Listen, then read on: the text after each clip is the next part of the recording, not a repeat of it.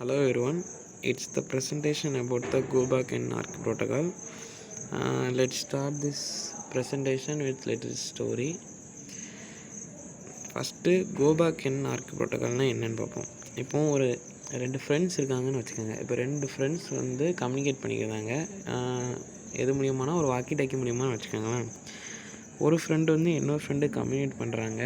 அந்த என்விரான்மெண்ட்டு கொஞ்சம் நாய்ஸி என்விரான்மெண்ட்டாக இருக்குது. இப்போ என்னென்னா, ஒரு ஃப்ரெண்ட் ஒன் வந்து ஃப்ரெண்ட் டூக்கு அனுப்புகிற மெசேஜே லாஸ்ட் ஆகாமல் இருக்கிறதுக்கு அவங்க ஒரு கிளவர் சிஸ்டம் வச்சுருக்காங்கன்னு வச்சுக்கோங்களேன். அந்த சிஸ்டம் தான் go back and ARQ protocol. இதை வச்சு உங்களுக்கு என்னென்னு தெரியுதுன்னா, இந்த ப்ரோட்டோகால் வந்து எதுக்கு யூஸ் ஆகுது? To decrease the loss of packet. Next வந்து கோ பேக் அண்ட் ஆர்க் ப்ரோட்டோகால்னால் என்னென்னு பார்ப்போம். இப்போ ஃப்ரெண்ட் ஒன் அவன் வந்து ஒரு மெசேஜ் அனுப்புகிறான். உடனே ஃப்ரெண்டும் ரிப்ளை பண்ணுறான். மெசேஜ் அனுப்புகிறான், ரிப்ளை பண்ணுறான். இது கொஞ்சம் ஸ்லோவாக இருக்கும். இதுவே ஃப்ரெண்ட் ஒன்று வந்து அவன் அனுப்புகிற மெசேஜை ஒரு பஞ்ச் ஆஃப் கண்டென்ட்டாக வச்சு ஒரு 5 அனுப்பிட்டான்னு வச்சுக்கோங்களேன்.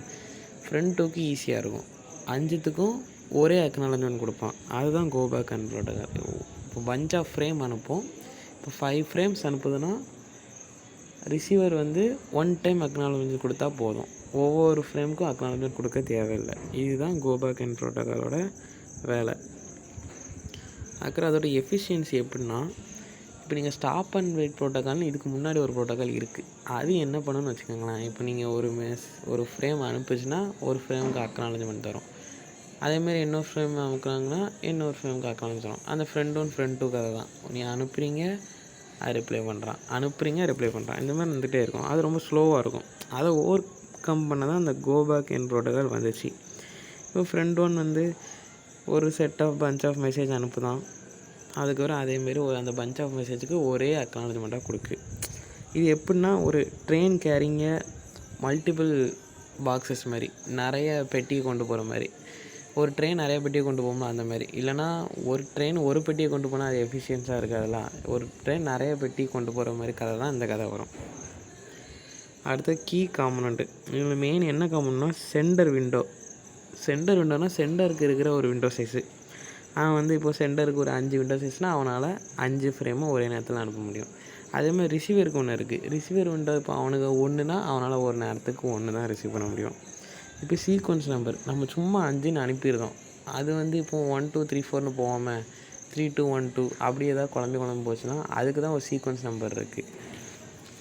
அது குமுலேட்டிவ் அக்னாலஜ்மெண்ட் நான் ஃபஸ்ட்டே சொன்னேன். ஒரு பஞ்ச் ஆஃப் ஒரு 0 1 2 3 4 ஒரு 5 பாக்கெட்டை அனுப்பினாங்கன்னா ஏசிக்கு 5 ஒரே அக்னாலஜ்மெண்ட்டாக வரும். குமுலேட்டிவாக ஒரே அக்னாலஜ்மெண்ட்டாக வந்துடும். அந்த அக்னாலஜ்மெண்ட் என்ன தெரிவிக்குன்னா, நம்மளுக்கு 0 1 2 3 4 பாக்கெட் எனக்கு வந்துட்டு, எனக்கு நீ நெக்ஸ்ட் பஞ்ச் ஆஃப் பாக்கெட்டை எனக்கு அனுப்புன்னு தெரிவிக்கி. இப்போ அது எப்படி ஒர்க் ஆகுதுன்னு பார்த்துப்போமே. இப்போ அதேமாதிரி ஃப்ரெண்ட் ஒன் வந்து ஒரு 4 பாக்கெட்டை அனுப்பிட்டான். ஃப்ரெண்ட் டூக்கு ஃபஸ்ட்டு பாக்கெட் கிடச்சிட்டு, 0th பாக்கெட் கிடச்சிட்டு, ஃபஸ்ட்டு பாக்கெட் கிடச்சிட்டு. ஆனால் செகண்ட் பாக்கெட் கிடைக்கல. இங்கே தான் இதோட வேலை பார்க்கும். என்னென்னா, ஒன்ஸ் ஒரு வாட்டி உங்களுக்கு செகண்ட் பாக்கெட் கிடைக்கலன்னா மிச்சம் 3 4 5 அப்படியே கைவிட்டுட்டு எனக்கு மறுபடியும் செகண்ட் பாக்கெட்டுக்கு அக்னாலஜ்மெண்ட் கொடுத்து எனக்கு ரீட்ரான்ஸ்மிட் பண்ணுன்ட்டு நம்மளுக்கு மறுபடியும் அது அக்னாலஜ்மெண்ட் கொடுக்கும். அந்த அக்னாலஜ்மெண்ட் கொடுக்கும். இல்லைனா அந்த டைம் அவுட்டை வச்சு நம்ம கண்டுபிடிச்சிடலாம். ஒருவேளை இது வந்து செகண்ட் பாக்கெட்டை ரிப்பீட் நம்மகிட்ட இருந்து கேட்குன்னு நினச்சிட்டு 3 4 அப்படியே கைவிட்டுட்டு மறுபடியும் 2 3 4ன்னு கேட்கும். இதுதான் கோ பேக் என்னோட ஒரு அட்வான்டேஜ்னு வச்சுக்கோங்களேன். அடுத்ததுன்னா விஷுவல் எக்ஸாம்பிள். இதுவும் அந்த எக்ஸாம்பிள் மாதிரி தான். 4 பாக்கெட் அனுப்பிட்டேன். 2வது பாக்கெட் வந்து மிட் ஏர்லேயே எங்கேயோ போயிட்டு ஃப்ரெண்டு டூக்கு 2வது பாக்கெட் போகல. உடனே அவன் என்ன பண்ணுறான், டைம் அவுட்டை கிளப்புறான். ஃப்ரெண்டு டூ எனக்கு டைம் அவுட் ஆகிட்டு, நீ எனக்கு 2வது பாக்கெட்லேருந்தே மறுபடியும் அனுப்பு. நீ 3 நாள் எனக்கு வந்துட்டு இருந்தாலும் நீ எனக்கு 2வது பாக்கெட்லேருந்தே அனுப்பு. ஏன்னா அந்த சீக்வன்ஸ் நம்பருக்காண்டி குழம்பிடக்கூடாதுன்ட்டு 0 1 2 3 4ன்னு வர்றதுக்கு. அடுத்தது கோ பேக் என்னுக்கும் செலக்டிவ் ரிப்பீட்டு. இப்போ தான் இன்னொரு கதைக்கு வரும். இப்போ ஃப்ரெண்ட் ஒன்று வந்து அவனோட மெத்தடை அப்கிரேட் பண்ணணுன்ட்டு ஒரு செலக்டிவ் ரிப்பீட் ப்ரோட்டோக்கால்குள்ளே வரான். இது என்ன பண்ணும்னா, கோ பேக் என்ன பண்ணும், இப்போ 2வது பாக்கெட் வரலன்னா 3 நாள் வந்தாலும் எனக்கு வேண்டாம், 2வதுலேருந்து அனுப்பு அப்படின்னு சொல்லும். ஆனால் செலக்டிவ் ரிப்பீட் என்ன பண்ணோம்னா, எனக்கு நீ லாஸ்ட்டான பாக்கெட்டை மட்டும் சென்ட் பண்ணு போதும், வேறு ஒன்றும் தேவையில்லை அப்படின்னு சொல்லணும். அதே மாதிரி தான் இது. கோ பேக் என் வந்து சிம்பிள், பெர்ஃபெக்ட்டு, அதெல்லாம் ஈஸியாக இருக்கும். அதுவே இது வந்து இது என்ன கதைக்கு கம்பேர் பண்ணலாம்னா, கோ பேக் என்னை வந்து ஒரு பேசிக் காரை வச்சுக்கலாம், ஈஸி டு டிரைவ், அப்படி தானே. அதுவே செலக்ட் ரிப்பீட்னா ஒரு ரேஸ் காரை வச்சுக்கலாம், அது ஃபாஸ்ட்டாக தான் இருக்கும், பட் ஹார்டர் டு ஹேண்டில். எதுக்கு ஹார்டர் டு ஹேண்டில்னால், உங்களோட ரிசீவர் சைடோட பஃபர் விண்டோ சைஸ் வந்து அதிகமாக இருக்கணும், அப்படினால தான் உங்களால் செலக்ட் ரிப்பீட் போகும், அதான் சொல்லுவாங்க. அடுத்தது கடைசியாக கன்க்ளூஷன்.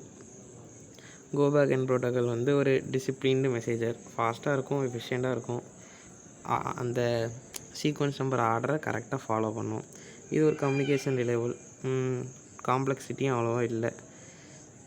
அதுவே செலக்டிவ் ரிப்பீட்னா உங்கள்கிட்ட ஏற்கனவே சொன்னேன், ஒரு ரேஸ் காரை ஓட்டுற மாதிரி ஹேண்டில் பண்ணுறது ஈஸி, ஆனால் உங்களுக்கு ஃபாஸ்ட்டாக டிரான்ஸ்மிஷன் இருக்கும்.